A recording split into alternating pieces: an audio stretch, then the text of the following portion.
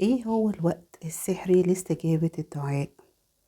السلام عليكم ورحمة الله، بسم الله والصلاة والسلام على رسول الله. اهلا بكل متابعين المحترمين، يا رب دايما تكونوا بخير وكل سنة وانتم طيبين. اللهم بلغنا رمضان لا فاقدين ولا مفقودين يا رب العالمين.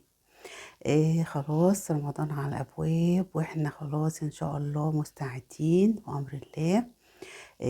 خلاص شعبان خلاص فاضل له ايام، وطبعا الحمد لله طبعا كلنا ظبطنا نفسنا ووضبنا نفسنا وجهزنا كل حاجتنا. ما خلاص بقى ما فيش وقت، يعني كل واحد بقى شايف كل التزاماته، ان شاء الله تكونوا قمتوا بيها على اكمل وجه.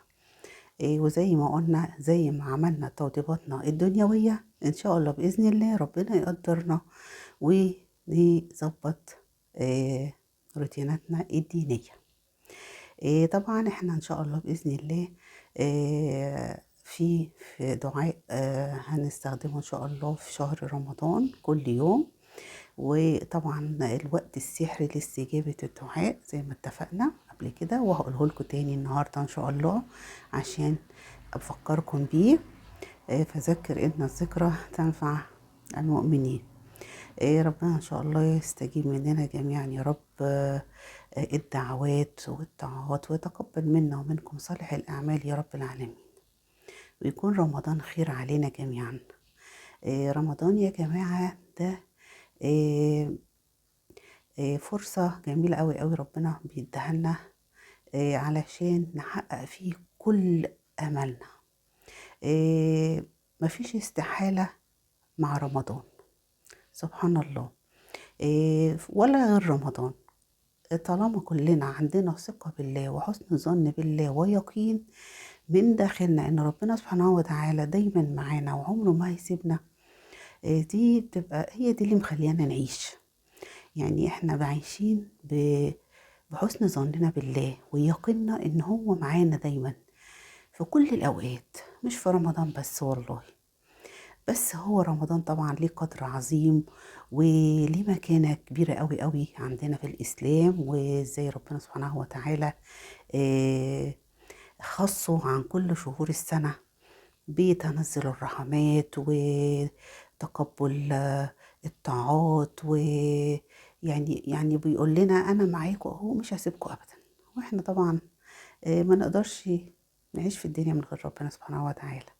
يعني هو ده سر الحياة، سر حياتنا في اللي احنا عايشينها هو إيماننا بالله سبحانه وتعالى ويقيننا بيه وحسن ظننا بيه إن هو دايما معنا مش بيسيبنا.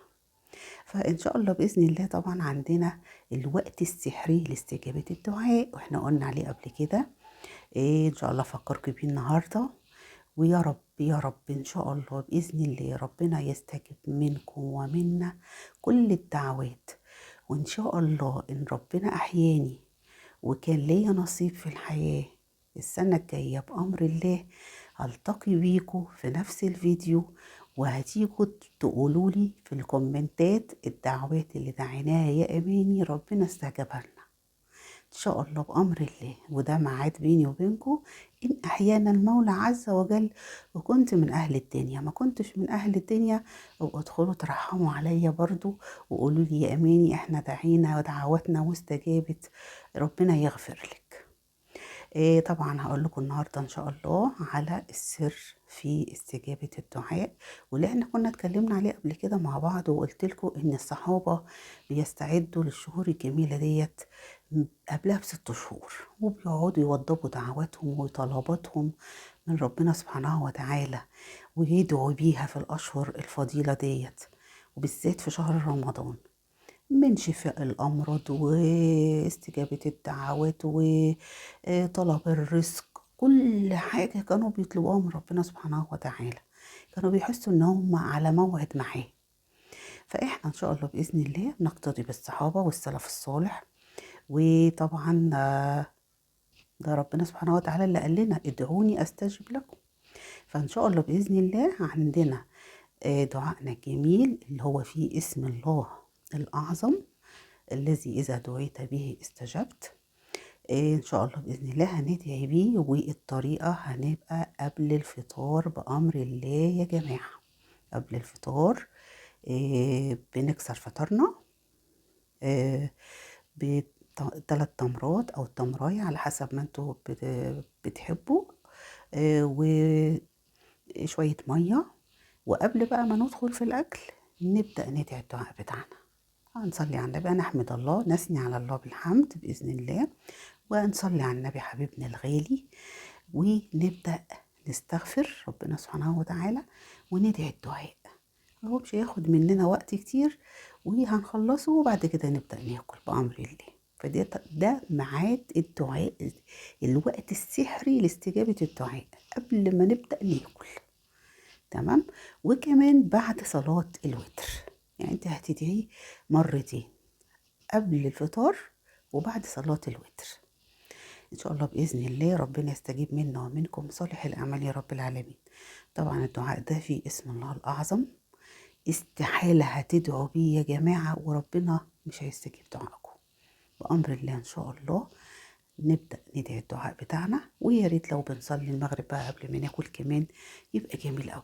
يعني بتخشي كده وتكسري صيامك وتروحي بقى هو تقعدي على السكة بتاعتك، تبدأ تصلي على النبي وتستغفري وتصلي المغرب وتروحي ايه قايلة الدعاء بتاعك. طبعا الدعاء بيبقى جميل في الوقت ده قوي قوي، وربنا يستجيب منا ومنكم يا رب الدعوات وصالح الأعمال يا رب العالمين. الدعاء طبعا هقوله لكم وهكتبه لكم. طبعا انتوا الدعاء ده طبعا كلنا يعني الحمد لله عارفينه، دعاء معروف وكلنا بنقوله، وبيتقال بعد الصلوات برضو من ضمن الأذكار اللي هي بعد الصلاة. دعاء جميل قوي قوي.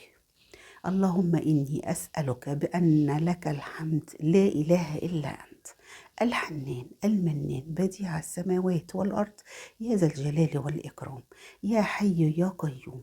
اللهم إني أسألك بأني أشهد أنك أنت الله لا إله إلا أنت الأحد الصمد الذي لم يلد ولم يولد ولم يكن له كفوا أحد. اللهم إني أسألك باسمك الأعظم الذي إذا دعوت به استجبت وإذا سئلت به أعطيت.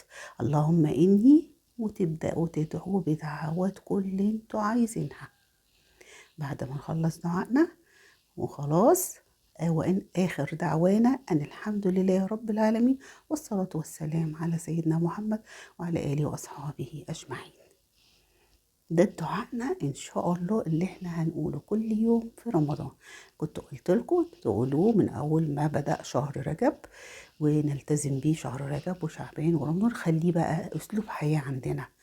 الدعاء ده في حياتنا على طول بعد كل صلاة، في وقت الخلوة لما بنقعد كده مع ربنا سبحانه وتعالى ندعي، نتفكر تمام في خلق الله. نخلي الدعاء ده يا جماعة اسلوب حياة نحفظه من كتر التكرار، وهنبدأ ندعي بيه بقى في كل أوقاتنا لربنا سبحانه وتعالى، ونتقرب له ونتذلل له، وإن شاء الله بإذن الله يستجيب منا ومنكم الدعوات والطاعات وصالح الأعمال يا رب العالمين. حبيت أفكركم بالدعاء بتاعنا، متنساهوش بالله عليكم، وإن شاء الله بإذن الله كل دعواتكم ربنا يستجيبها، وتقولوا لي وتفرحوني في الكومنتات إن شاء الله إن أحيانا المولى عز وجل رمضان الجاي. وما تنسونيش من فضل دعائكم بالله عليكم. تمام كده، كل سنة وانتم طيبين، ربنا يا رب يبلغنا رمضان على خير، و يملى بيوتكم كلها خير، ويصلح أحوال المسلمين أجمعين يا رب العالمين، ويكون رمضان خير وبركة على كل البلاد العربية يا رب، وينصر فلسطين وسوريا ولبنان والسودان وكل البلاد العربية اللي فيها حروب ومشاحنات. ربنا يا رب ينصرهم ويأيدهم ويثبتهم بنصر من عنده، وينزل عليهم السكينة والسلام يا رب العالمين. يلا اشوفكم ان شاء الله في فيديو جديد. متنسونيش من فضل دعائكم. سبحانك اللهم وبحمدك، اشهد ان لا اله الا انت، استغفرك واتوب اليك. يلا السلام عليكم ورحمة الله.